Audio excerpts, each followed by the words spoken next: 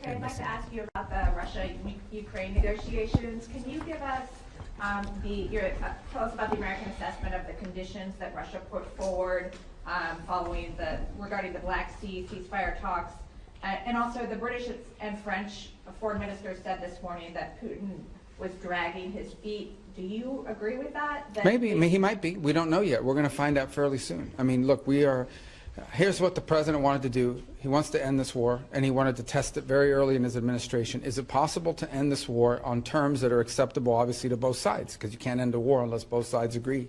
And that's what we're in the process of finding out.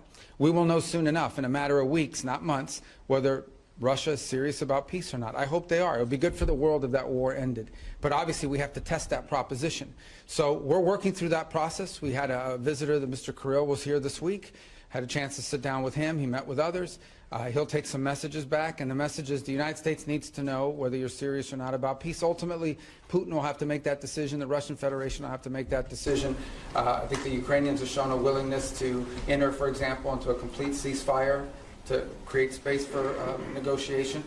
At some point here fairly soon, not 6 months from now, you know, the Russians and Putin will have to make a decision about whether they're serious or peace or not, and I hope they are serious. So it would be good for the world if that war ended. What is your assessment of the Russian conditions that were put forward? And also, Dmitriev said following his talks with Mr. Witkoff yesterday that the U.S. and Russia might resume direct flights as maybe a confidence-building measure. Do you support that? So that I haven't heard anything about direct flights. I can tell you, but I don't know who's going to fly, and I can tell these people are sanctioned. But I would just tell you that the thing I would point to you is this.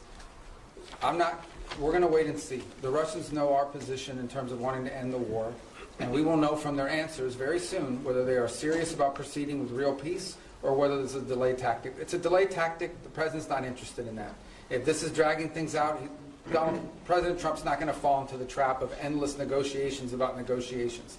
We will know soon enough whether or not Russia's serious about peace. If they are, that'll be great. Then we can move towards peace. If they're not, then we'll have to reevaluate where we stand and what we do moving forward about it. But we'll be in no different a position than we are today, or we were when he took office. He wanted to know early in his administration, is peace possible? We're testing to see if the Russians are interested in peace. Their actions, not their words, their actions will determine whether they're serious or not, and we intend to find that out sooner rather than later. And what about their conditions? Which conditions? They put forward additional conditions after you guys had the Black Sea ceasefire. Yeah, so again, I mean, this is part of the back and forth of these sorts of things. I've had phone calls with foreign leaders, and then I read the readout, and it's like, oh, we said, no, you never, they came, they said something to me they never said. I guess that's part of the game in this place or whatever. But